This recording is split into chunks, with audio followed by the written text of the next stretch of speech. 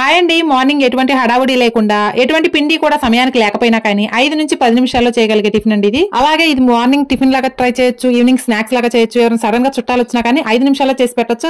At the same time super taste గా కూడా ఉంటుంది. ముందుగా అయితే ప్రాసెస్ లోకి వెళ్ళిపోదాం. ఈ రెసిపీ కోసం ముందుగా ఒక మిక్సింగ్ బౌల్ తీసుకుని అందులో 2 కప్పుల బొంబాయి రవ్వ అండి, ఇది ఉప్మా రవ్వ అనమాట.